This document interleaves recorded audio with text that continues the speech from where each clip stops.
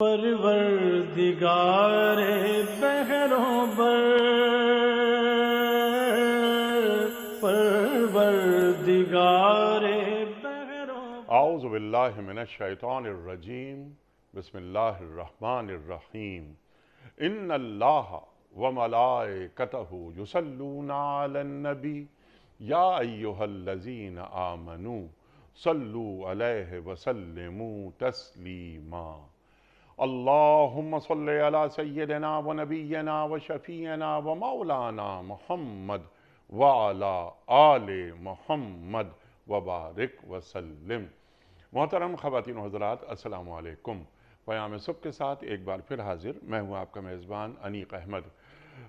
آپ اور ہم جانتے ہیں کہ پیام صبح میں قرآن کریم کے حوالے سے بات ہوتی ہے روزانہ۔ قرآن کریم کی چند آیات گفتگو میں آتی ہیں، ملک کے جید علماء تشریف لاتے ہیں، قرآن کریم کے معنی مفاہیم ہم تک پہنچاتے ہیں، قرآن کریم کا علم ہم تک منتقل کرتے ہیں اور بتاتے ہیں کہ آج کے انسان سے قرآن کریم کیا کیا مخاطبت کر رہا ہے اور کس کس انداز سے مخاطبت کر رہا ہے۔ قرآن کریم کبھی پرانا نہیں ہوتا، قیامت تک ذہن انسانی کی امامت کرتا رہے گا۔ بس ضروری یہ ہوتا ہے کہ قرآن کریم سے ایک تعلق، ایک رشتہ پیدا کیا جائے، اور والذین جاہدوا فینا لنہدینہم سبلنا، جو ہماری طرف آنے کے لیے کوشش کرتے ہیں ہم ان کے لیے راستے کھولتے چلے جاتے ہیں۔ یہ اللہ تعالیٰ سورہ عنکبوت کی آخری آیت میں فرما رہا ہے۔ خواتین و حضرات، آج ہم سورہ رات کی آیت نمبر 28، چھوٹی سی آیت، بڑے بڑے موضوعات بات کروائیں گے اپنے ملک کے ایک جید عالم دین سے۔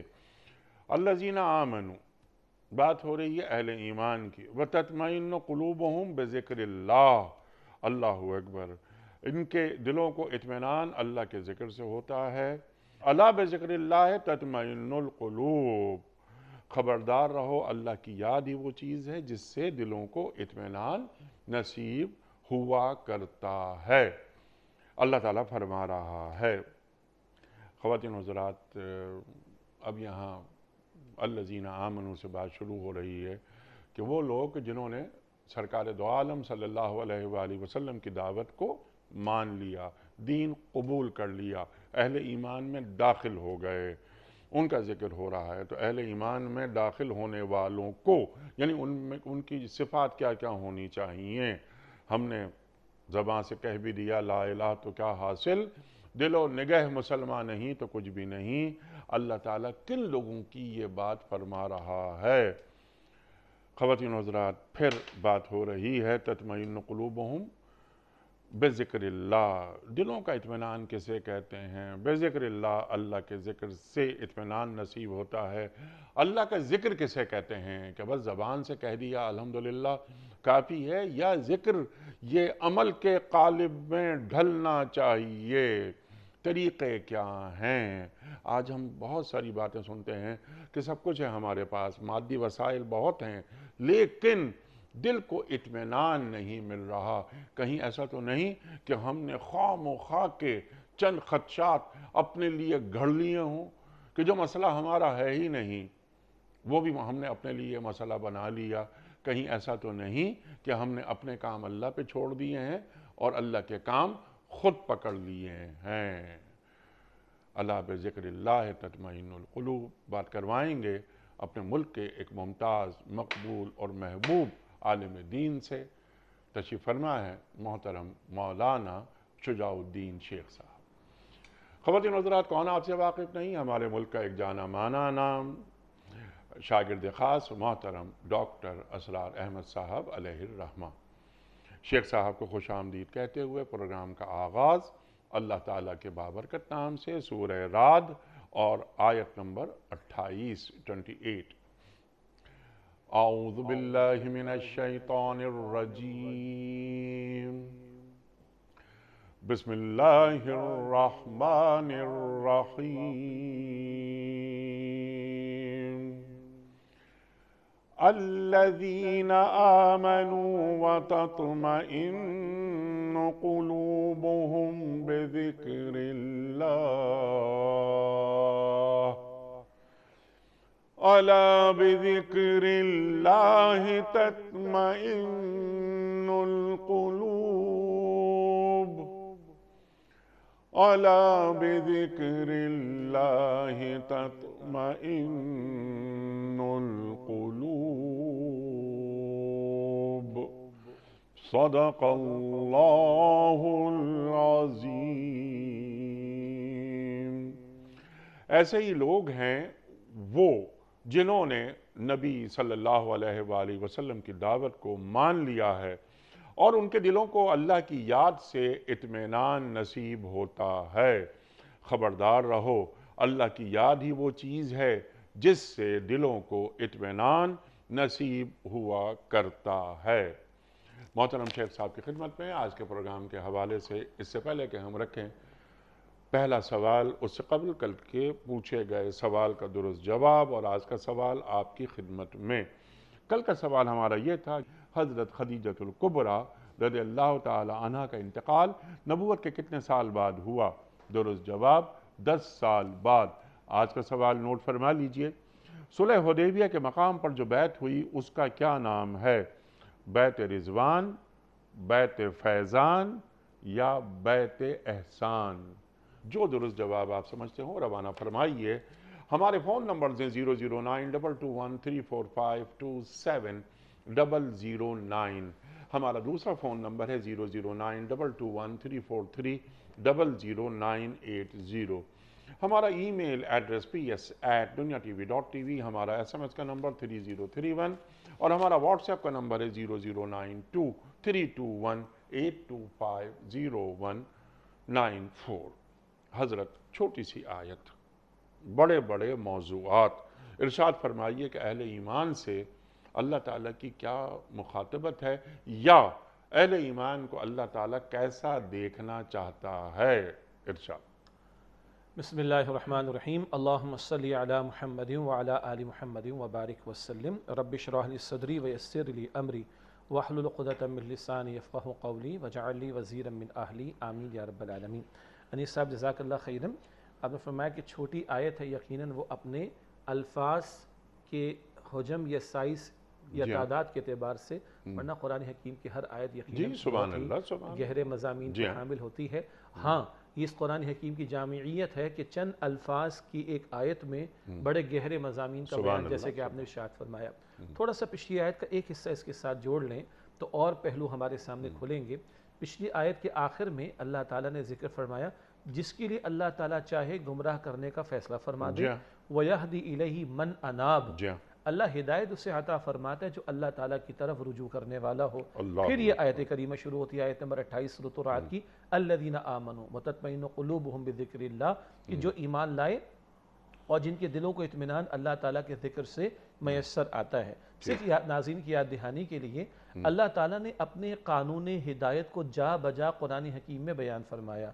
ये जो जुमला हम पढ़ते हैं, अल्लाह जिसको चाहे गुमराह कर दे, जिसको चाहे हिदायत दे दे, इस जुमले की थोड़ी वजाहत की ज़रूरत होती है। अल्लाह ताला ने हिदायत का रास्ता वादे फरमा दिया, बारहा हमने जिक्र किया है। सूरह शम्स आयत नंबर 8 और 9, फ़अल्हमहा फ़ुजूरहा व तक़वाहा, अल्लाह फरमाता है इंसान के अंदर अल्लाह ने फुजूर और तक़वा, बदी और नेकी, शर और खैर दोनों की सलाहियत रखी। अल्लाह फरमाता है सूरत अद-दहर के आगाज़ में, इम्मा शाकिरों व इम्मा कफूरा, हिदायत का रास्ता सुझा दिया, जो चाहे शुक्रगुजार बने, जो चाहे नाशुक्री करे। अल्लाह ताला कुरान करीम में फरमाता है सूरह शूरा की आयत नंबर 13 में, यहदी इलैहि मन युनीब, अल्लाह हिदायत उसे देता है जो अल्लाह की तरफ रुजू करने वाला हो। और अल्लाह गुमराही का फैसला किसके बारे में फरमाता है? सूरह सफ़ की आयत नंबर 5 है, फलम्मा ज़ागू अज़ाग़ल्लाहु क़ुलूबहुम, जब उन्होंने खुद टेढ़ इख्तियार की तो अल्लाह ने इनके दिलों को टेढ़ा फरमा दिया। हासिल कलाम, अल्लाह ने रास्ता सुझा दिया, अब जो चाहे कबूल करे और हिदायत पाए और उसमें उसके तकाज़ों पर आगे बढ़े, और जो चाहे ज़िद और हठधर्मी का इजहार करे। जैसे कि अबू जहल के बारे में आज एक सवाल भी नाज़रीन के सामने रखा गया। अबू जहल उन लोगों में से है जो हठधर्मी और तकब्बुर और अकड़ की वजह से गुमराही के अंदर मुब्तला हुआ। तो बस ये तवज्जो। पिछली आयत इख्तिताम, यहदी इलैहि मन अनाब, अल्लाह हिदायत उसे देता है जो अल्लाह की तरफ रुजू करने वाला हो। ये रुजू करने की तलब और तड़प इंसान को खुद पैदा करनी पड़ेगी, या रादर कही कि अल्लाह ने रखी तो इख्तियार करना पड़ेगी, बंदे को शो करना पड़ेगा। और जब बंदा शो करता है कि वो चलना चाहता है, तो फिर अल्लाह ताला की शान करीमी हदीस मुबारक حدیث قدسی بخاری شریف میں اللہ فرماتے ہیں میرا بندہ مجھے دل میں یاد کرتا ہے، میں بھی اسے دل میں یاد کرتا ہوں. کسی مجلس میں میرا ذکر کرے، میں اعلیٰ فرشتوں کے سامنے اس کا ذکر کرتا ہوں. ایک بارش میری طرف آئے، میں ایک ہاتھ بھر اس کی طرف آتا ہوں. ایک ہاتھ بھر میری طرف آئے، میں دو ہاتھ بھر اس کی طرف آتا ہوں. وہ چل کر میری طرف آئے، میں دوڑ کر اس کی طرف آتا ہوں. تو یہ اناب والی کیفیت، یہ رجوع والی کیفیت، یہ طلب کا ہونا، یہ تڑپ کا ہونا، یہ شو کرنا مالک میں چاہتا ہوں اہدنا الصراط المستقیم، ان کا ذکر اللہ فرما رہا ہے. اور اب یہ آیت کریمہ شروع ہوتی ہے جس پر انشاءاللہ ہم کلام کریں گے. سبحان اللہ سبحان اللہ. آپ نے پورا پس منظر یہ بیان فرما دیا. سوال ذہن میں اٹھتا ہے آپ کی گفتگو کو سن لینے کے بعد، ہدایت یافتہ لوگوں کو دلوں کا اطمینان ملنا چاہیے، جی ہے نا. یہ جو گفتگو آپ نے فرمائی، اور ہدیناہ النجدین جیسا آپ نے گفتگو فرمائی، دونوں راستے اللہ تعالیٰ نے بتا دیے، اما شاکرا و اما کفورا. کہ دیکھیے یہ ہے، اب جو شکر گزاری کا راستہ اختیار کرنا چاہتا ہے وہ اختیار کر لے، اور جو ناشکرہ پن اختیار کرنا چاہتا ہے وہ کر لے. اللہ غنی ہے، اللہ حمید ہے، اللہ اکبر. لیکن ہدایت حاصل کر لینے کے بعد دلوں کا اطمینان کی بات نہیں ہو رہی. پورے قرآن کریم میں بات ہو رہی ہے الا بذکر اللہ تطمئن القلوب. تو یہ ذکر، وہ ذکر یقیناً ہدایت کا پابند. اب آپ جو بات یقیناً یہ فرمائیں گے کہ یہ ذکر بھی اسی ہدایت کے ذیل میں آ رہا ہے نا. لیکن جب یہاں اللہ تعالیٰ اپنے ذکر کی بات بیان کر رہا ہے تو یہاں اللہ کے ذکر سے کیا مراد ہے؟ جی آپ کی بات بلند ہوتی ہے. اس پر آنے سے قبل ایک اور وضاحت ہو جائے، اور وہ ہمارے اس پروگرام میں برسوں سے باتیں ہو رہی ہیں الحمدللہ. آپ نے فرمایا ہدایت یافتہ لوگ، وجہ ہے. سوال ہے کہ کیا ہدایت یافتہ لوگوں کو بھی ہدایت کی ضرورت ہوتی ہے؟ کیوں نہیں ہوتی؟ کیا ہدایت پر ہدایت کی ضرورت ہوتی ہے؟ اور ہدایت مسلسل مانگنے کی چیز ہے، مانگنے کی شے ہے. آئیے اس کو بھی تھوڑا دوران ناظرین کی یاد دہانی کے لیے، ہم سب کی یاد دہانی کے لیے، ہم ہر نماز کی حرکت میں دعا کر رہے ہیں اہدنا الصراط المستقیم، ہر نماز کی حرکت میں. اور یہ سکھائی کس نے؟ سورہ فاتحہ تو اللہ نے سکھائی. کس کے ذریعے سے سکھائی ہے؟ جن کے ذریعے ہدایت پہنچی محمد مصطفیٰ علیہ السلام. اور وہ اپنی نماز میں اسی سورہ فاتحہ کا اہتمام فرمایا کرتے تھے. اندازہ کیجئے. پھر اگلی بات سورہ عنکبوت کی آخری آیت ہے. اللہ تعالیٰ فرماتا ہے والذین جاہدوا فینا لنہدینہم سبلنا.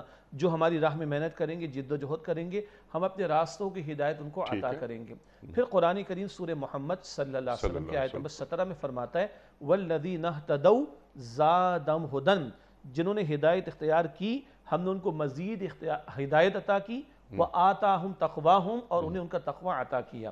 یہ وہ چند مقامات ہیں جو بتا رہے ہیں کہ ہدایت پر ہدایت کی ضرورت ہوتی. اگلا سوال کتنی ہدایت اور کہاں تک کی ہدایت؟ یہ بات بھی ہم کئی مرتبہ بیان کر چکے. سورہ الاعراف آیت 43، اہل جنت کا ترانہ حمد جب اللہ کے فضل سے جنت والے جنت پہنچ جائیں گے تو کیا کہہ رہے ہوں گے؟ الحمدللہ الذی ہدانا لہذا. تمام شکر تمام تعریف اللہ سبحانہ وتعالیٰ کے لیے ہے جس نے یہاں جنت میں داخلے تک کی ہدایت ہمیں عطا فرما دی.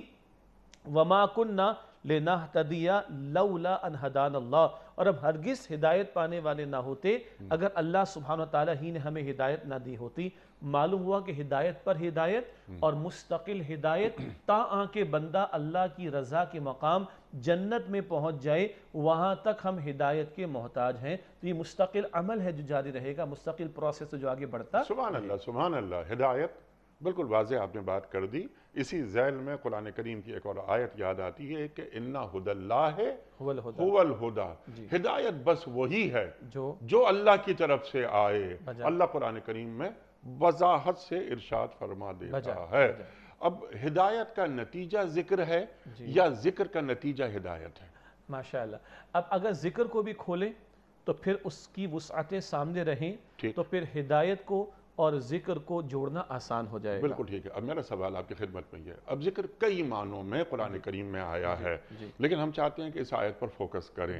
یہاں ذکر جن معنوں میں آیا ہے، الا بذکر اللہ تطمئن القلوب، یہ کس ذکر کی بات ہو رہی ہے؟ میں عرض کرتا ہوں. پہلے لفظ ذکر کو تو تھوڑا کھول لیں. ارشاد.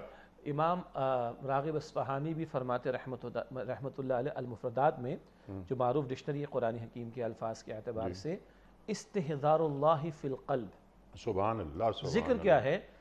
دل میں اللہ کو حاضر رکھنا. اچھا، آپ نے انٹرو میں بڑی پیاری بات بیان فرمائی. کیا بس یہ کچھ الفاظ کے ادا کر دینے کا نام ہے؟ یا الفاظ سے آگے بڑھ کر کسی بات کا عمل کے سانچے میں ڈھل جانا بھی ذکر ہوا کرتا ہے. اسی پر ہم کلام کرتے ہیں. تو پہلی بات ذکر کا مفہوم کیا ہے؟ استحضار اللہ فی القلب، دل میں اللہ کو حاضر رکھنا. اچھا، جب دل میں اللہ کو حاضر رکھوں گا تو کچھ باطن کے اعمال بھی پیدا ہوں گے. پیدا ہونے سے مراد ان کا بھی صدور ہوگا. باطن کے اعمال میں نیت بھی آتی ہے، توکل بھی آتا ہے، شکر کے جذبات بھی آتے ہیں، صبر کی کیفیات بھی آتی ہیں، خشیت کا بھی ذکر آتا ہے، امید رکھنے کا بیان بھی آتا ہے. یہ باطن کے اعمال ہیں. یہاں سے بات شروع ہوگی اللہ کو دل میں حاضر رکھنا. جب دل میں اللہ کو حاضر رکھوں گا تو زبان بھی اس کا اظہار کرے گی، جس کو ہم ذکر لسانی کہتے ہیں. زبان سے اللہ کا ذکر کرنا، اس میں بہت ساری باتیں آ جائیں گی، اشارہ کر دیں گے آگے بھی. تلاوت قرآن بھی، اذکار بھی، درود شریف بھی، استغفار بھی، دعائیہ کلمات بھی، مسنون دعائیں بھی، سب شامل ہیں.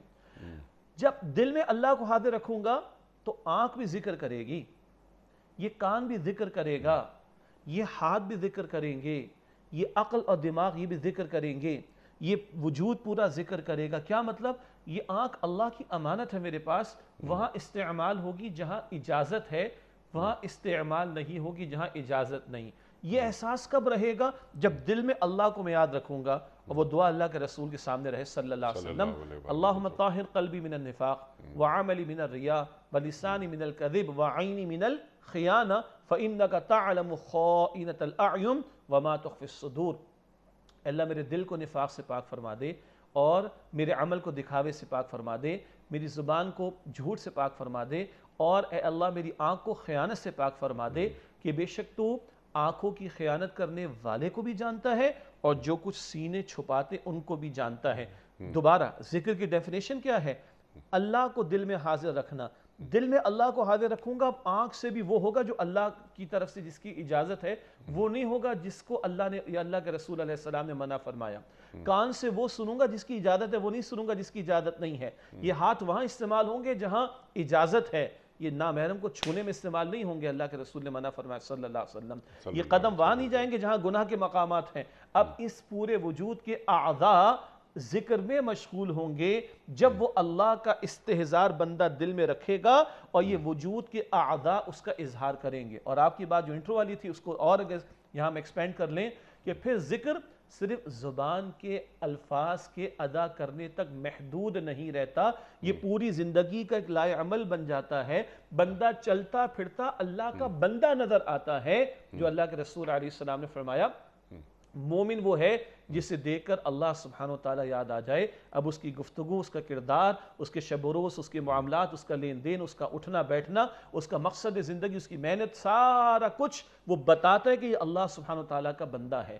تو بنیادی طور پر استحضار اللہ فی القلب یہ ذکر کی تعریف ہے. البتہ اس کا اظہار پھر زبان سے بھی ہوگا، اس کا اظہار پورے اعمال سے، جسم کے اعضاء سے بھی ہوگا، اور پوری زندگی کے طرز عمل سے بھی اس کا اظہار ہوتا چلا جائے گا. یہ تو اس ذکر کی تعریف کے اعتبار سے اس کے جو ظہور ہونے کے معاملات یا امکانات ہیں اس کی طرف اشارہ کیا. سبحان اللہ، سبحان اللہ. یعنی اللہ تعالیٰ کا استحضار رہے، اللہ کے ساتھ رہنا آدمی کو سیکھنا چاہیے، اور اللہ تعالیٰ کو اپنے ساتھ رکھنا. کیسے رکھا جاتا ہے؟ دل کو پاک کیسے کیا جاتا ہے؟ اللہ تعالیٰ سے زیادہ طیب پاک کوئی چیز سے مراد کوئی ہستی نہیں ہو سکتی یقیناً. تو یہ مقام، یہ قلوب المومنین عرش اللہ، مومنوں کا دل اللہ کا عرش ہے. تو یہ دل ہے، یہ اللہ تعالیٰ کا مستقر ہے، اللہ تعالیٰ کا مقام ہے. اس پاکیزہ جگہ میں اگر حسد ہو، کینہ ہو، انتقام ہو، بغض ہو، غیبتیں ہوں اس دل کے اندر، تو اللہ تعالیٰ ایک ناپاک جگہ میں اپنا قیام کیسے قبول کرے گا؟ اللہ اکبر. اب یہ ذرا ہمیں سکھا دیجئے آپ یہ بات. انی وجہت وجہ للذی فطر السماوات والارض حنیفا. ابراہیم علیہ السلام اپنا چہرہ اللہ کی طرف کر رہے ہیں. اپنا چہرہ اللہ کی طرف کیسے رکھا جاتا ہے؟ اِنَّ صَلَاتِي وَنُسُكِي وَمَحْيَايَ وَمَمَاتِي لِلَّهِ رَبِّ الْعَالَمِينَ. قرآن کریم فرما رہا ہے نا کہ تمہاری زندگی، تمہاری موت، تمہاری نمازیں، تمہاری عبادات، تمہاری قربانیاں سب اللہ کے لیے ہیں۔ یہ بھی ابراہیم علیہ السلام ہی سکھا رہے ہیں ہمیں، اور قرآن کریم میں اللہ تعالیٰ رکھ رہا ہے۔ اللہ اکبر۔ تو اس مقام پر آنے کے لیے ان تمام باتوں کو ہم جوڑ رہے ہیں۔ اللہ بذکر اللہ تطمئن القلوب، کہ اے اللہ میرا کچھ نہیں ہے، یہ سب کچھ تیرا ہے۔ میں نے انٹرو میں ایک جملہ کہا تھا، کوشش کی تھی کہنے کی، کہ کیا ایسا تو نہیں شیخ صاحب کہ ہم نے اپنے کام اللہ پہ چھوڑ دیے ہیں اور اللہ کے کام خود پکڑ لیے ہیں؟ اگر ہم اللہ کو اس کی صفات کے ساتھ نہیں قبول کر رہے تو پریشانیاں آتی ہیں۔ ارشاد۔ بہت ساری باتیں آپ کے اس سوال کے تسلسل میں ماشاءاللہ جمع ہو گئی۔ ایک پہلی وضاحت میں عرض کرنا چاہوں گا، یہ آپ کی بات کو آگے بڑھاتے ہوئے، یہ جو قلب ہے نا، یہ دراصل روح کا مسکن ہے۔ سبحان اللہ۔ اور روح وہ شے ہے جو اللہ نے حضرت انسان کو عطا کی ہے، اور انسان کا جو اصل اطمینان، جس کو انگریزی میں ہم آج کل پیس آف مائنڈ کہتے ہیں، اصل میں وہ اطمینان قلب ہے قرآن کریم کی اصطلاح میں۔ اور انسان کے لیے جو اصل شے ہے راحت کے اعتبار سے، وہ اس کی روح کی تسکین کا سامان ہے۔ تو یہ دل یا یہ قلب اس روح کا مسکن ہے، اور اصلاً اس روح کی آبیاری اور اس روح کی تسکین اور اس روح کا اطمینان، یہ وہ شے ہے جو دلوں کا اطمینان قرار پاتی ہے۔ آپ کا ایک سوال یہ بھی تھا کہ یہاں ذکر اللہ سے کیا مراد ہے۔ ایک اور بات جو پچھلے بھی کئی پروگرامز میں ہم نے ذکر کی اور ہمارے اور حضرات علماء نے بھی ذکر کی، کئی مرتبہ جب ذکر کی نسبت اللہ کی طرف کی جاتی، ذکر اللہ کہا جاتا ہے، تو اکثر اس سے مراد خود قرآن حکیم بھی ہوا کرتا ہے۔ اور کیونکہ اِنَّا نَحْنُ نَزَّلْنَا الذِّكْرَ، الذکر، سبحان اللہ، الذکر جب کہتے ہیں تو وہ پراپر ناؤن ہو جاتا ہے عربی کے اندر، الف لام لگا کر۔ تو جزاک اللہ خیر، سورہ ہجر کی آیت نمبر 9، اِنَّا نَحْنُ نَزَّلْنَا الذِّكْرَ، ہم نے اس الذکر کو نازل کیا۔ اچھا، ایک ہمارا جسم ہے، ایک ہماری روح ہے، جسم مٹی سے بنا، اس کی حاجات و ضروریات مٹی ہی سے پوری ہو رہی ہیں۔ کیا مطلب؟ سبزیاں استعمال کر رہے ہیں، پھل استعمال کر رہے ہیں، جانوروں کا دودھ یا گوشت استعمال کر رہے ہیں تو ان کی غذا بھی مٹی سے آ رہی ہے، بالکل ٹھیک۔ روح کچھ اور شے ہے، اس روح کی تسکین اور اس روح کی آبیاری مٹی سے ملنے والی چیزوں سے نہیں ہوگی، یہ کھانے پینے کی چیزوں سے اس کی آبیاری نہیں ہوتی، اس کا اطمینان نہیں ہوتا۔ یہ روح قرآن حکیم کہتا ہے من امر ربی، سبحان اللہ، سبحان اللہ، یہ میرے رب کے حکم سے ہے۔ تو رب کی طرف سے جو روح آئی ہے، رب ہی کی طرف سے آئے ہوئے کلام سے اس کی تسکین کا سامان ہوگا۔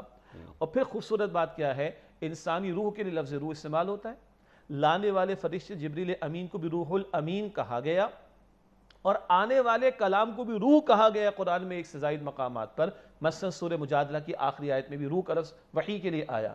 بڑا پیارا شعر ہے، نغمہ وہی ہے نغمہ کہ جس کو روح سنے روح سنائے۔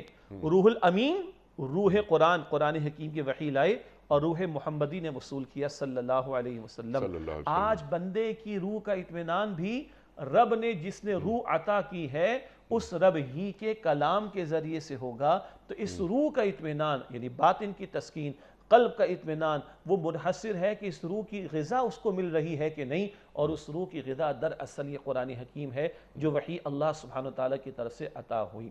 یہ تو ذرا ذکر اللہ کی اسپیسیفک اعتبار سے نریشن یا الیبریشن ہم کہہ سکتے ہیں کہ الذکر قرآن حکیم کو کہا گیا۔ تو اس روح، یہ روح کا مسکن جو ہے وہ قلب ہے، دل ہے، اس کا اطمینان اس قرآن حکیم کے ذریعے سے پورا ہوگا۔ ایک بات تو یہ پچھلے تسلسل میں ہمارے آپ کے سامنے آ گئی۔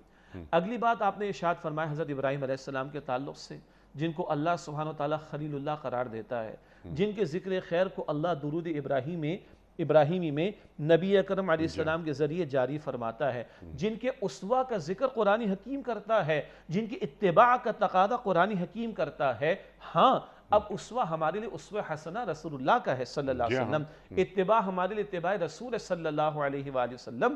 البتہ قرآن حکیم یہ اعزاز دیتا ہے ابراہیم علیہ السلام کو کہ جا بجا ان کا ذکر خیر ہمارے سامنے رکھتا ہے، اور وہ اطمینان، آپ کی بات بلند ہوتی ہے، وہ اطمینان کہ توحید کی خاطر، شرک نفی کے لیے نعرہ بلند کرتے انی وجہت وجہی للذی فطر السماوات، فقط نعرہ بلند نہیں کیا، خاندان سے بھی ٹکر لی ہے اور پوری قوم سے بھی ٹکر لی ہے، اور وقت کے بادشاہ کی آنکھوں میں آنکھیں ڈال کر شرک کی نفی توحید کی دلائل پیش کیے ہیں، اور پوری قوم جو ہے وہ درپے ہو گئی ان کی جان کے، اور آگ میں ڈالا جا رہا ہے تو وہ آگ میں کودنے کے لیے تیار بھی ہیں۔ اور زبان پر مسکراہٹ، چہرے پر مسکراہٹ ہے، چہرے پر اطمینان ہے، مصائب کے پہاڑ ہوں اور بندہ اطمینان کی سطح پر ہو، یہ ہے اس آیت کریمہ کا حاصل، الا بذکر اللہ تطمئن القلوب۔ حسبنا اللہ، اللہ اکبر۔ فرما رہے ہیں ابراہیم علیہ السلام جی جو تنہا ہیں اور قرآن انہیں امت قرار دے رہا اللہ ہے، اکبر کبیر۔ تو یہ حسبنا اللہ، میرے لیے اللہ کافی ہے۔ جی اللہ اکبر، الیس اللہ بکاف عبدہ، جی، اللہ قرآن میں فرما رہا ہے کہ کیا اللہ تو تعالیٰ یہ اپنے بندے کے لیے کافی جی نہیں ہے؟ کہ کیا اللہ بندے کے لیے کافی نہیں ہے؟ اللہ یہ بھی کہہ سکتا تھا کہ میں بندے کے لیے کافی ہوں، سوال بنا دیا کہ کیا میں ایک بندے کے لیے کافی نہیں ہوں؟ سبحان اللہ سبحان اللہ۔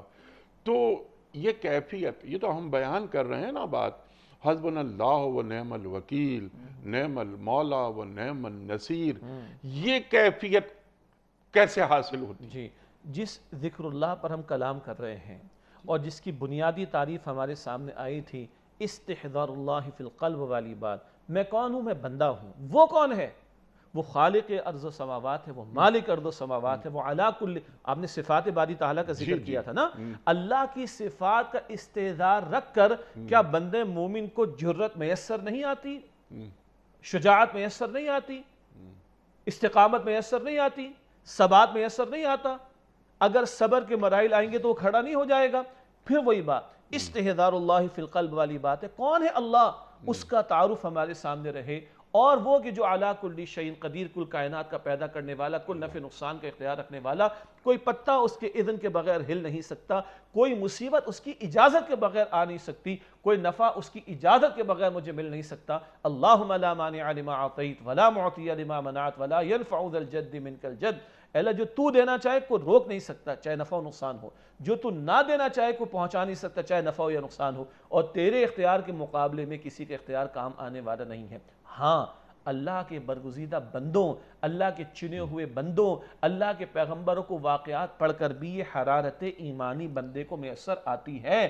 کبھی اللہ سبحانہ وتعالی مصائب کا معاملہ ہو، آزمائش کا پہلو ہو تو ایوب علیہ السلام کا ذکر ہمارے سامنے رکھ دیتا ہے، کبھی اللہ نعمتوں کی عطا کی انتہا فرما رہا ہو اور بندے کا رویہ کیا ہونا چاہیے تو سلیمان علیہ السلام کا ذکر کر کے ربی اوزعنی کی دعا بھی اللہ تعالی ہمیں تعلیم فرما دیتا ہے۔ کبھی گھر، خاندان، معاشرہ، پوری قوم، وقت کا بادشاہ ان کے مقابلے میں کھڑا ہو جانے کا معاملہ ہو تو کھڑے ہو جانے کی مثال ابراہیم علیہ السلام کے تعلق سے اللہ سبحانہ وتعالی ہمارے سامنے رکھتا ہے۔ اور محمد مصطفیٰ علیہ السلام کا معاملہ کیا ہے؟ اللہ کے پیغمبر خود فرماتے جتنا اللہ کی راہ میں مجھے ستایا گیا کسی کو نہیں ستایا گیا۔ تو ان اللہ والوں جن سے بڑھ کر اللہ کا ذکر کسی نے نہیں کیا، جن سے بڑھ کر اللہ کے ساتھ کسی کا تعلق مضبوط نہیں، ان کی مثالیں جب قرآن کریم ہمارے سامنے رکھتا ہے تو ہماری استقامت کے لیے، ہماری رہنمائی کے لیے، ہماری ثابت قدمی کے لیے، ہماری ترغیب و تشویق کے لیے، ہماری موٹیویشن اور انسپریشن کے لیے ان واقعات کو پڑھ کر بندہ مومن کو بھی ایک ہمت ملتی ہے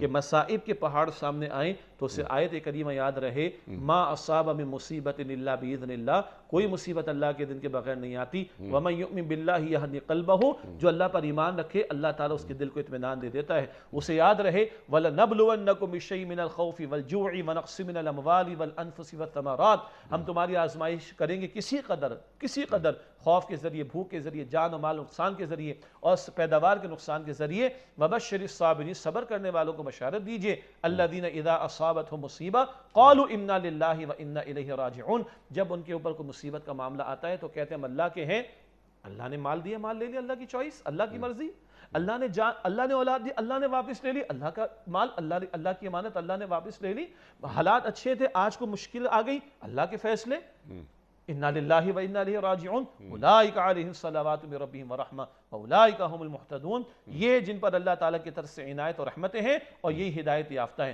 کبھی قرآن کی وہ آیت کریمہ جو آپ اشارہ کرے تو آیت کریمہ ذہن میں آ رہی تھی، من یتوکل علی اللہ فہو حسبہ، جو اللہ پر توکل کرتا ہے اللہ تعالیٰ اس کے لیے کافی ہو جاتا ہے۔ ان باتوں کا سبب جو آپ نے بڑا پیارا جملہ عطا فرمایا کہ اللہ تعالیٰ کی صفات کا استحضار رہے گا تو یہ اللہ کے ذکر کے ذریعے اطمینان قلب کی کیفیات بندے کو میسر آئیں گی اور بدلتے حالات میں ایک باوقار رویہ بندے مومن کا سامنے دکھائی دے گا۔ باوقار سے مراد کیا ہے؟ حدیث بخاری شریف مسلم شریف میں مومن کا معاملہ بڑا عجیب، بڑا عمدہ، بڑا خوبصورت ہے، ہر معاملے میں خیر ہے، اسے نعمت ملتی اتراتا نہیں ہے، اکڑ نہیں دکھاتا، اللہ کی نعمت، اللہ کی عطا، اللہ کا فضل سمجھتا ہے، شکر ادا کرتا ہے، رحمت ہی رحمت اس کے لیے. مصیبت آتی ہے چیختا نہیں، چلاتا نہیں، جزا فضا نہیں کرتا، گریبان چاک نہیں کرتا، اللہ کے فیصلے پر راضی رہتا ہے، صبر کرتا ہے، اجر ہی اجر ہے. اور آپ نے فرمایا کہ ایمان والے کے سوا، مومن کے سوا یہ متوازن رویہ، یہ کیفیت اور کسی کو حاصل نہیں ہو سکتی. جی سبحان اللہ، سبحان اللہ. تو اللہ تعالیٰ کو اس کی صفات کے ساتھ جاننا ایک تو بنیادی بات آپ نے یہ ہمیں تعلیم فرمائی. تو نفس مطمئنہ کی طرف جاتی ہے بات، اور فدخلی فی عبادی تک بات پہنچتی ہے. اور پھر اس کا اعلان آتا ہے جی فدخلی جنتی. اللہ اکبر، اللہ اکبر. اچھا اب یہاں پر کیونکہ آپ نے ذکر جنت کا بھی فرما دیا ہے، تو جس کے چہرے پہ اطمینان ہے، جس کے عمل میں اطمینان ہے، جو الحمدللہ علی کل حال کہہ رہا ہے، یعنی وہ حال بھی اس کا بتا رہا ہے، اس کا قال بھی اسے بتا رہا ہے، اٹھنا بیٹھنا اوڑھنا بچھونا سب کچھ میرا یعنی اللہ سے جڑا ہوا ہے. اس کے باوجود اگر میں فلاح دنیا کے لیے پریشان ہوں اور فلاح آخرت کو میں نے پس پش ڈال دیا ہے، تو کیا اللہ تعالیٰ فلاح دنیا اور فلاح آخرت دونوں میں اطمینان دیکھنا چاہ رہا ہے ان دونوں کے تعلق سے، یا محض فلاح آخرت ہمیشہ پیش نظر رہے؟ جی دو تین بات اس میں بھی جمع ہو گئی. فلاح آخرت کو بندہ سائیڈ لائن کر کے فلاح دنیا ہی کو جو ہے وہ ترجیح دے رہا ہے، جی تو اس بندے کو تو اپنے ایمان کو ریوزٹ کرنے کی ضرورت ہے. اگر وہ فلاح آخرت کو بائی پاس کر رہا ہے ٹھیک تو اپنے ایمان کو ریوزٹ کرے کہ تو نے ایمان کس چیز کا قبول کیا ہے، ٹھیک دنیا پر ایمان ہے یا آخرت پر ایمان ہے. ٹھیک. ایک بات. دوسری بات، آخرت مطلوب اور مقصود ہے، البتہ اس دنیا میں بھی حسنہ کی دعا سکھائی گئی. ربنا آتنا فی الدنیا حسنہ وفی الآخرۃ حسنہ، ہمارے دنیا میں بھی حسنہ، آخرت میں بھی حسنہ. اس دنیا میں بھی عافیت مانگنا سکھایا گیا. اللہم انی اسألک العفو والعافیۃ فی الدنیا والآخرہ، حدیث مبارک کی دعا. اس دنیا میں بھی اللہ حیات طیبہ کا ذکر کرتا ہے سورۃ النحل کی آیت نمبر 95 میں. ہاں کیا اس کا فقط یہی مطلب ہے کہ جن کے دلوں میں اطمینان ہو، ان کے پاس دولت کی ہمیشہ ریل پیل ہو، ہمیشہ محلات ہوں، ہمیشہ ان کے پاس جائیدادیں موجود ہو، ہمیشہ نوکر چاکر موجود ہو؟ یہ ضروری نہیں ہے. ٹھیک. محمد مصطفیٰ علیہ السلام کے لیے سٹینڈرڈ کیا تھا؟ ان سے بڑھ کر اطمینان قلب کس کا ہوگا؟ تو اپنے اس ویژن کو تھوڑا کریکٹ کرنے کی ضرورت ہے، اس پوائنٹ کو تھوڑا کریکٹ کرنے کی ضرورت ہے کہ دنیا کی بھلائی، دنیا کی حسنہ، دنیا میں عافیت، دنیا میں اللہ کی عطا، دنیا میں اللہ کا انعام، ہاں اللہ تعالیٰ چاہے تو سلیمان علیہ السلام جیسی بادشاہت بھی کسی کو عطا کر دے. مگر وہاں رویے کیا ہیں؟ رویہ ہے ربی اوزعنی ان اشکر نعمتک التی انعمت علی. سبحان اللہ، اس سب کے ساتھ یہ رویہ ہے، یہ حسنہ ہے، یہ انعام ہے. پھر بھی یاد رہے بادشاہت یوسف علیہ السلام کو بھی عطا کر دی گئی، مگر 13ویں پارے کے شروع میں اللہ تعالیٰ عطا فرماتا ہے اصل وہ آخرت کا گھر ہے جس کی طرف فکر کا معاملہ رہنا چاہیے. تو حاصل کلام ترجیح تو ہے آخرت کی، مقصود تو ہے آخرت، مطلوب تو ہے آخرت، اللہ کی رضا کا حصول و جنت کی کامیابی. البتہ اس دنیا میں رہتے ہوئے بندہ ایمان اور اعمال صالحہ کا تقاضا پورا کرے تو اللہ تو خلافت کی عطا کرنے کا وعدہ بھی دیتا ہے. وعد اللہ الذین آمنوا منکم وعاملوا الصالحات لیستخلفنہم فی الارض. جو لوگ ایمان لائے اور انہوں نے ایک اعمال کی تفصیل ہے، اپنے فرائض ادا کیے، اللہ کا وعدہ ہے کہ ضرور ان کو زمین میں خلافت عطا کرے گا، اختیار دے گا، اقتدار دے گا. اللہ قرآن کریم میں کہتا ہے تم اللہ کے حکم پر عمل کرنے پر آ جاؤ. سورہ المائدہ آیت نمبر 66 ہے، وَلَوْ أَنَّهُمْ أَقَامُوا التَّوْرَاةَ وَالْإِنْجِيلَ لَأَكَلُوا مِنْ فَوْقِهِمْ وَمِنْ تَحْتِ أَرْجُلِهِمْ.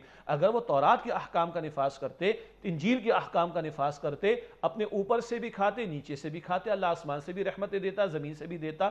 ہمارے اعتبار سے کیا ہوگا؟ آج تورات اور انجیل تو ویلڈ کتابیں نہیں، ویلڈ کتاب تو قرآن حکیم ہے. آج مصیبت میں گرفتار ہے، مصائب میں پریشان ہے، معیشت کی تنگی ہے نا. اللہ قرآن کریم میں کہتا ہے ڈیفالٹ کے ہمارے سر پر جو ہے وہ صاحب منڈلا رہے ہیں. قرآن کریم کہتا ہے سورہ طٰہٰ کی آیت نمبر 124 میں وَمَنْ أَعْرَضَ عَنْ ذِكْرِي فَإِنَّ لَهُ مَعِيشَةً ضَنْكًا وَنَحْشُرُهُ يَوْمَ الْقِيَامَةِ أَعْمَىٰ. جو میرے ذکر سے اعراض کرے گا، پچھلی آیت میں وحی کا ذکر ہے، یہاں بھی ذکر کے ساتھ اللہ کی نسبت قرآن کریم مراد لیا گیا. جو میرے ذکر، میرے قرآن سے اعراض کرے گا، پس پش ڈالے گا، اس کی معیشت تو ہوگی تنگ، وَنَحْشُرُهُ يَوْمَ الْقِيَامَةِ أَعْمَىٰ، اللہ فرماتے ہیں ایسے لوگوں کو اندھا بنا کر کھڑا کروں گا.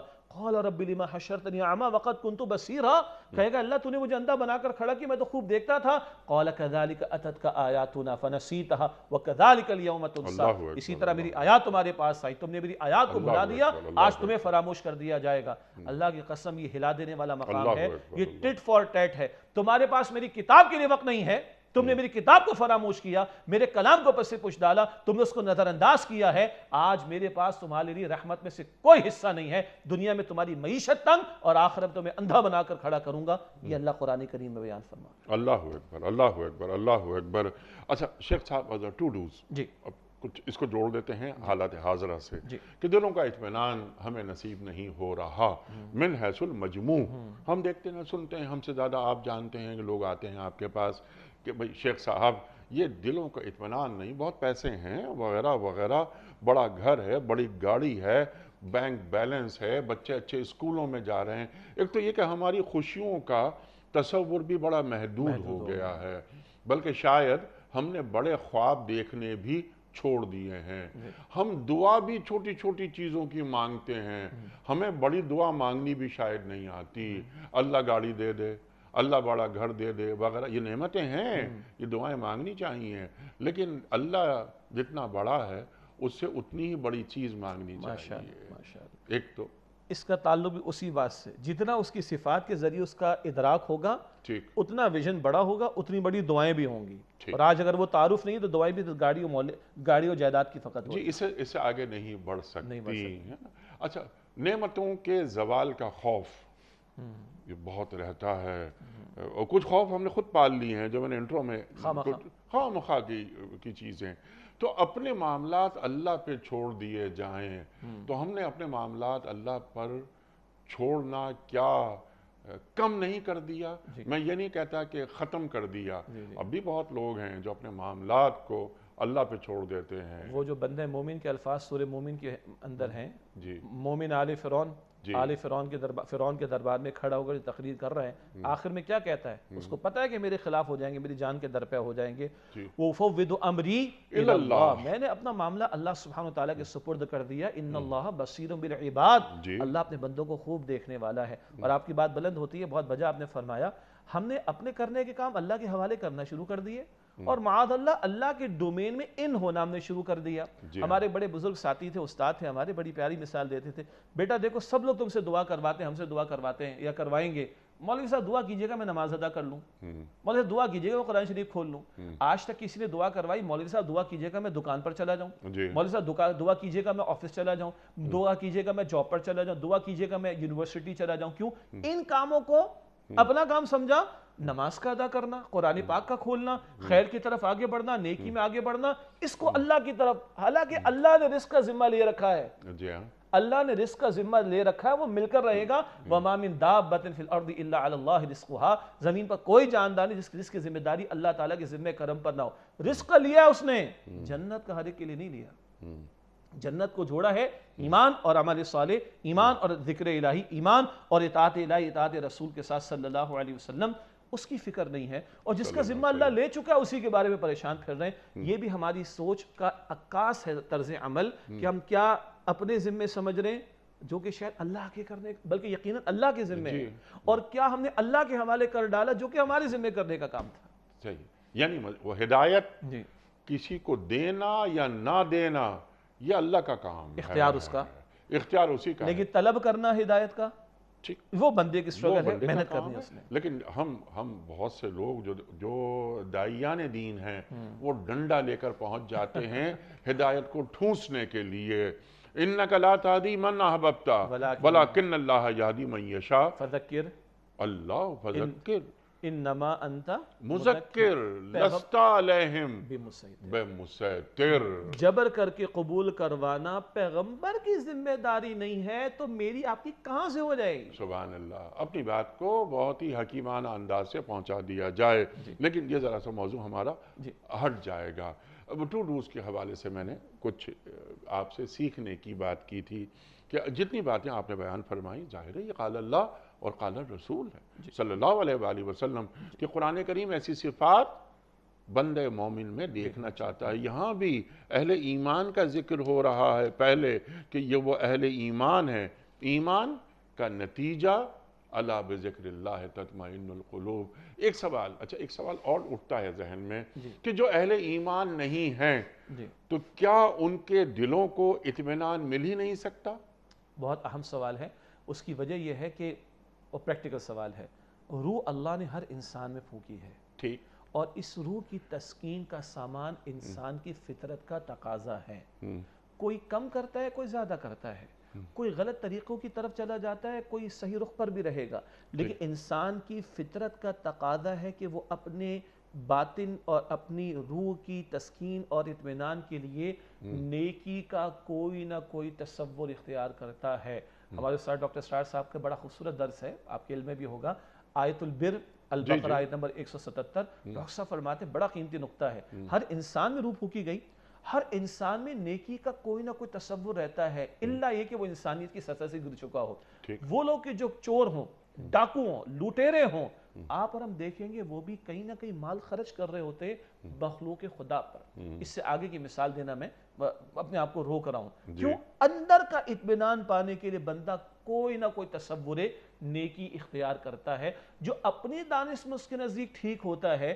ہاں، نیکی کا متوازن صحیح تر تصور وہ پیغمبر کے اسوہ سے ملے گا، ورنہ نصارہ کو آپ دیکھ لیں، انہوں نے اپنے تہیں سمجھا ارے بندہ شادی کرے، بیوی بچوں کی کفالت کرے، اللہ اللہ کرے تو نکاح کو ہی چھوڑ دو، نہ، یہ عدم توازن ہو گیا۔ نیک نیتی ضرور تھی کہ اللہ اللہ کرنی ہے، نیکی کا رویہ اختیار کرنا ہے، مگر وہ فطرت سے ہٹ گئے۔ پیغمبر کا اسوہ من رغب عن سنتی فلیس منی، رسول اللہ علیہ السلام کی طویل حدیث ہے۔ حاصل کلام کہ ہاں، ہر شخص چاہے وہ صاحب ایمان بھی نہ ہو، ہر شخص میں کیونکہ روح ربانی میں سے کچھ پھونکا گیا ہے، اس کی تسکین کے لیے وہ اپنے تئیں اطمینان پانے کے لیے کوئی نہ کوئی نیکی کا رویہ اختیار کرتا ہے۔ البتہ نیکی کا صحیح تر تصور اور متوازن نمونہ وہ پیغمبر کے اسوہ سے ملے گا، اس سے کم تر پر نہیں۔ جی، نہ ہی صرف اسوہ پر بلکہ ایمان جی، جب لائے بغیر جی اطمینان نصیب نہیں ہو سکتا۔ وہ فطری عمل ہے، خیر اور شر۔ وہ آپ نے بلکہ آیت بھی تلاوت فرمائی تھی کہ فَأَلْهَمَهَا فُجُورَهَا وَتَقْوَاهَا۔ فطری طور پر اندر معلوم ہوتا ہے انسان کو کہ یہ خیر ہے اور یہ شر ہے، یہ حق ہے، یہ باطل ہے، یہ ٹھیک ہے اور یہ غلط ہے۔ لیکن سرکار دو عالم صلی اللہ علیہ وآلہ وسلم پر ایمان لانا، یعنی اللہ پر، لا الہ الا اللہ اور محمد الرسول اللہ، اس کا نتیجہ سب اللہ کے حوالے، اللہ کو پا لینا۔ اچھا، اب جو میں نے آپ کی خدمت میں سوال یہ عرض کیا تھا کہ چند کام جو ہمیں کرنے چاہیے، یعنی جیسے دوران گفتگو ایک بات یہ بھی آئی تھی کہ اللہ کو اللہ سے مانگا جائے کہ اے اللہ میں تیرے قریب آنا چاہتا ہوں، میں تجھ سے حاصل کرنا چاہتا ہوں۔ اطمینان، اس کا نتیجہ چند چیزیں، ایک بڑا گھر، اے سی، کارپیٹ، بینک بیلنس وغیرہ وغیرہ، یہ چیزیں مجھے آرام تو پہنچا دیتی ہیں لیکن سکون نہیں پہنچاتی۔ آرام اور سکون میں زمین و آسمان کا فرق ہے۔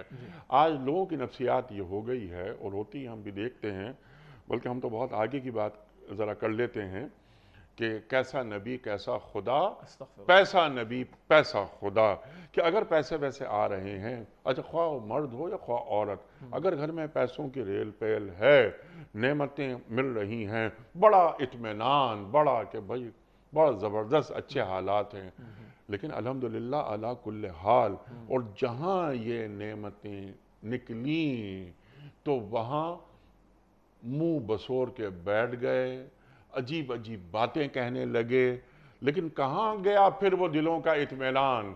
آپ تو یہ فرما رہے ہیں نا، بلکہ صبر بھی اور شکر بھی، اور شکر بھی، اور یہ صبر بھی شکر ہی کی ایک شکل بن جاتا ہے۔ تو یہ کیفیت ایک انسان کے اندر، یہ گفتگو بہت اچھی ہے جو کچھ آپ نے فرمائی اور جو ہم سب نے سنی، لیکن ایک ریاض کی ضرورت ہوتی ہے۔ یعنی ریاض سے مراد یہاں یعنی اس کو اپنی عادت بنانا، یعنی عادت بنانا، مجھے یہ خود بخود اللہ تعالیٰ کا استحضار حاصل ہو جائے کہ میں اللہ کو وہاں نظر آؤں جہاں اللہ مجھے دیکھنا چاہتا ہے اور وہاں سے غیر حاضر نظر آؤں جہاں اللہ مجھے دیکھنا نہیں چاہتا. تو یہ بات میرے اندر کیسے پیدا ہوگی؟ بجا دیکھیے اس میں بھی چند باتیں. ایمان بہت بڑی نعمت ہے. ابھی جو آپ نے آخری میں بات ارشاد فرمائی نا، یہ ایمان نہ ہو تو پھر ذرا سے صدمے پر لوگوں کی کیا کیفیات ہو جاتی ہیں، اور ذرا سا مال مل جانے پر لوگوں کی کیا حرکتیں سامنے آ رہی ہوتی ہیں. ایک اور چیز کا اضافہ کر لیں، آپ نے آرام اور سکون کی بات کی تھی نا. آرام کا تعلق ہے میرے جسم سے، سکون کا تعلق ہے میری روح سے. یہ جتنی آسائشوں کو ہم آسائشیں کہتے ہیں، یہ ہماری مادی حاجات کو پورا کرنے کا ذریعہ اور جسم کو آرام دینے کا باعث ہے. لیکن آپ غور فرما لیں، اگر آپ نیشنل لیول پر دیکھنا چاہیں، دنیا میں سب سے زیادہ اسکینڈینیوین کنٹریز ہیں جن میں پر کیپٹا انکم دنیا میں سب سے زیادہ ہے. خوب فلاحی ریاستیں ہیں، سب سے زیادہ خودکشیاں بھی انہی ممالک میں ہوئی ہیں. جاپان. جی، they are missing something. What is that؟ جو آپ اور میں جانتے ہیں، اللہ ہمیں یقین بھی عطا فرما دے، وہ بیچارے روح کا سکون مس کر رہے ہیں. ورنہ بندہ مومن ہوتا ہے تو روح کی سوکی پر بھی گزارا کر کے اللہ کا شکر ادا کرتا ہے، اور کبھی اپنے حصے کا بھی دوسرے کو دیتا ہے، اور قرآن کی وہ تعریف پاتا ہے وَيُؤْثِرُونَ عَلَىٰ أَنفُسِهِمْ وَلَوْ كَانَ بِهِمْ خَصَاصَةٌ. تو اپنے گرد و پیش میں بھی دیکھ لیں، جن کو آج ہم نے سب کچھ سمجھا، آرام اور آسائشوں کی معراج سمجھا، ان کو پا لینے والوں کو بھی سکون قلب حاصل نہیں ہے. اور اللہ کا کلام کہتا ہے وہ ملتا ہے اللہ تعالیٰ کے ذکر سے. ٹو ڈوز کی آپ اجازت دیں. ایک، اللہ کی نعمت ہدایت کی خدا را قدر کرے، اور ہدایت مستقل مانگنے والی شے، اور اختیار کرنے اور حاصل کرنے کے لیے مستقل اسٹرگل کی ضرورت ہے. تو دعا بھی اہدنا الصراط المستقیم، اور دوا بھی والذین جاہدوا فینا، مستقل محنت کا معاملہ. دوسری بات یہ ہے، اللہ تعالیٰ کے کلام کے ساتھ ایک زندہ تعلق والی بات جو برسوں سے اس قرآن سے ہم بات کر رہے ہیں کہ اس قرآن کریم کو میں اپنا سب سے بڑا ساتھی، کمپینین اور اپنا ہم سفر کہیے، اپنا تنہائی کا ساتھی کہیے، اس قرآن کریم کو جانوں اور مانوں کہ یہ اللہ نے مجھے عطا کیا. اللہ مجھ سے مخاطبت کر رہا ہے چند آیات فہم اور تدبر کے ساتھ، ہدایت کی طلب اور تڑپ کے ساتھ، اور جھک کر اللہ سے مانگ کر. اللہ کی قسم یہ قرآن کریم آپ سے مجھ سے کلام کرے گا، رہنمائی کرے گا.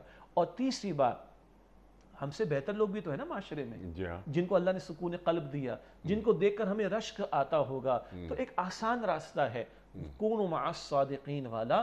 اللہ کے نیک لوگوں کے ساتھ جڑو جن کو دیکھ کر آخرت کی فکر پیدا ہوتی. آج میجورٹی کو دیکھ کر دنیا بڑھانے کی فکر پیدا ہوتی ہے.